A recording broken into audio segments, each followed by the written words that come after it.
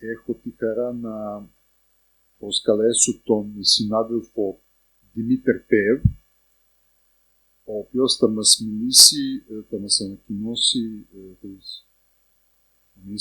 την ανακοινώση του υπό τον τίτλο «Χρόνος, Χώρος και Ιδέες, η προσέγγιση της Ψηφιακής Βιβλιοθήκης της Μονής Ζωγράφου στο Πανεπιστήμιο της Σοφίας». First of all, I'd like to apologize that I don't speak Greek and I'll read in English. I'm learning Greek, but I'm far from the moment I'll be able to present something in Greek. The second thing I'd like to underline is that the purpose of my paper is just to tell the story of how all the thing began with the digitalization, and the second idea is what we'd like to have at the end. The beginning was in the year 2009, when four researchers from the different scientific institutions in Sofia undertook a 10 days journey to Ζωγράφου monastery, having the idea to propose to the Brotherhood to start digitizing of Slavonic manuscripts of the monastery. Those institutions were philological and theological faculties of Sofia University, St. Kliment Ohridski, Center of Slavic and Byzantine Studies, Professor Ivan Dujchev, and Father Kuzma Popovsky, a secular still at that point. The reason behind this adventure was a strong interest of the Bulgarian scientific community for the Slavonic manuscripts of the monastery. Structural changes in the library management gave us a flickering light of hope that the library of the Holy Monastery, which had stayed closed for researchers for more than half a century, could become accessible for the scientific community. We must admit that the results, as we see them today, went far beyond our boldest expectations. To admit, first of all, that the Brotherhood had already been taken the initiative, providing digitizing equipment and looking for proper people to fulfill the task called digitizing.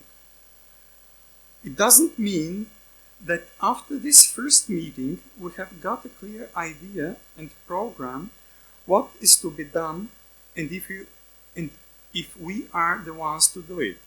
The only thing that was certain was that the answer to our proposal is not totally negative, and that there is a chance for something to be developed. For us, the future digitizing team, this first meeting was in a way the hopeful unknown. There were moments we wonder if we'd have the chance to see some of the emblematic manuscripts collections at all, but a day before our departure, brothers took us to the library and showed us the manuscripts we were longing to see. When we came back next summer, we had a task to start with the real digitizing of the Slavonic manuscripts. The initial team was reduced to two, Father Kuzma and me. We were not completely unexperienced in the task, as we had done digitizing of the Rila Monastery collection, the manuscripts of the Rila Monastery, Slavonic manuscripts, and that's why we had decided that the first thing to do would be the Ζωγράφου folia from the 10th century, as they were the oldest manuscript in the monastery and one of the oldest Slavonic manuscripts at all, comprising the monastic rules of Saint Vasily the Great. We had just finished the digitizing when the Igumenas came. On his simple question, "What are you filming?" we answered proudly, the Ζωγράφου folia, having the idea of the importance of this manuscript for the scientific world. "You should have started with an Evangelium," he suggested. So this was our first lesson in humility at the monastery. From that moment onwards, we came regularly 3-4 times a year, and in 2013 the Slavonic collection was a virtual fact, whatever this could mean.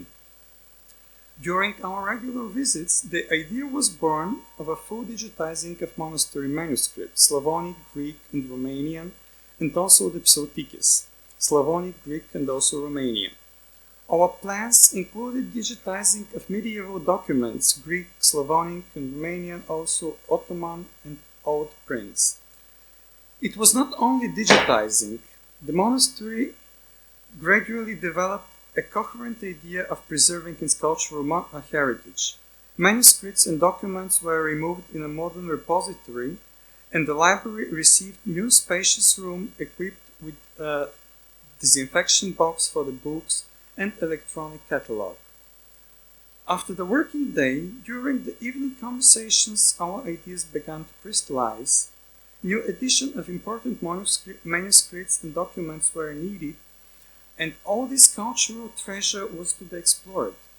The first step in this direction has been made in 2012 with the edition of Slavo-Bulgarian history, historical text by Paisi of Hilendar from the year 1762. The original manuscript is kept in Zografu. The edition is a bilingual critical text with variants from 6 early witnesses on the left side and Bulgarian translation with extensive historical and linguistic comments on the right side.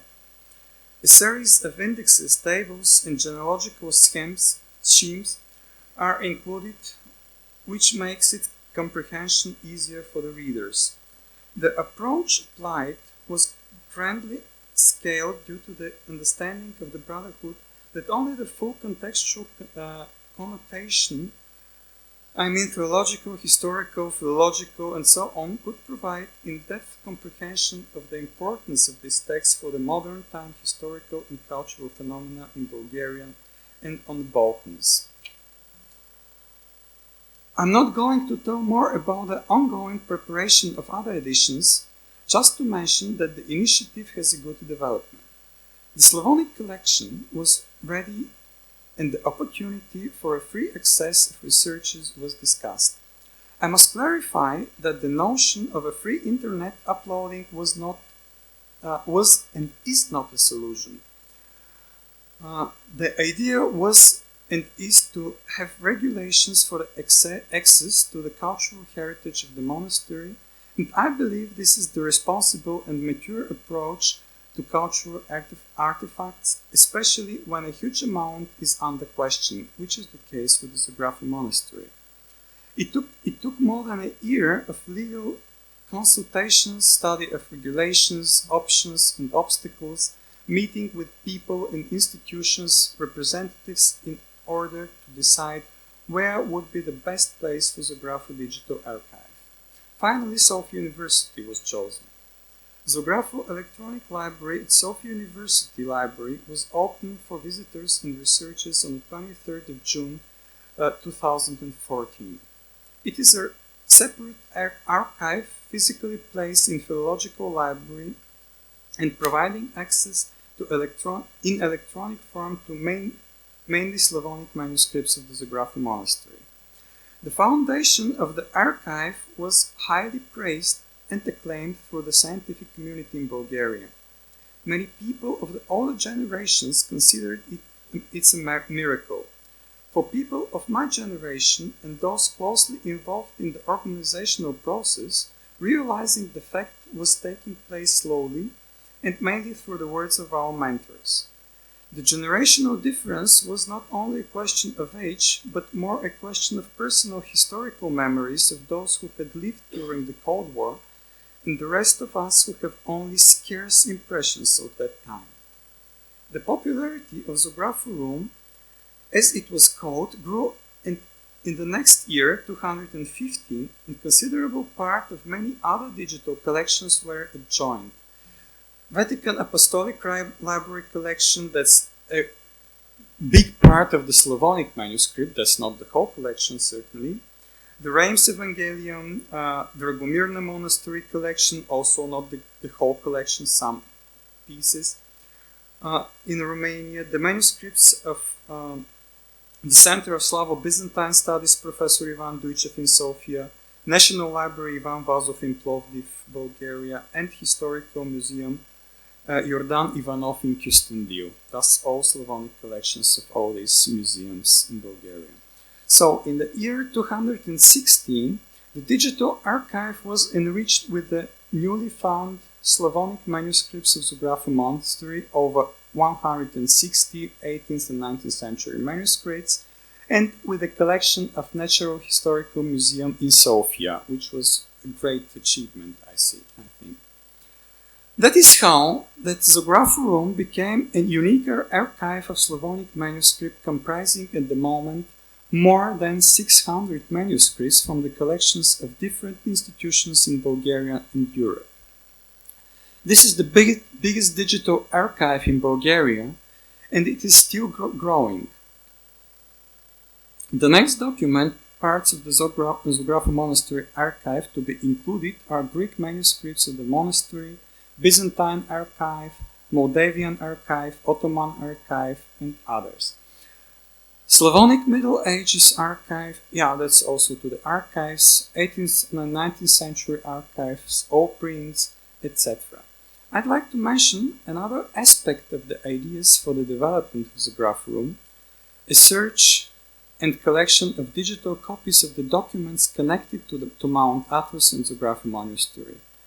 The name but a few, these are documents issued by or for Mount Athos, like documents reflecting relations with Austro-Hungary, Russia, Moldavia, modern states in the Balkans, Greece, Serbia, Romania, Bulgaria, and so on. I'd like to point out another reason for placing Zografu room in at the university. Now it is accessible not only for researchers as any other archive, but also for educators and students. As a part of an educational process, the materials in it are in active use in the formation of the next generation of researchers, educating a responsible and mindful attitude towards the historic past. Students have the opportunity literally to get in touch with the past that makes it easier to comprehend and experience the multiple layers and aspects. For example, by seeing a manuscript, bachelors could realize that every text had written in hand, and that computers are in use for the last 50 years. Before that, for about 100 years, there were typewriters, and before that, for many centuries, everything was handwritten. Master students could use in their education manuscript for studying paleography and ecology, and doctoral students could receive research tasks on a particular text. The research experience from the tutorials will develop different scientific branches, paleographical, textological, etc. I mean the undeveloped Slavonic documental paleography for the Moldavian and Romanian charters and so on. So the main purpose of Zografu Digital Archive is to be in use and materials to reach the students, and why not even to broader audience. The vision that we have for Zografu room is not of a room with some working places for but a few keen researchers, scrutinizing a specific problem, but a virtual place and space where historic understanding of young people is coined.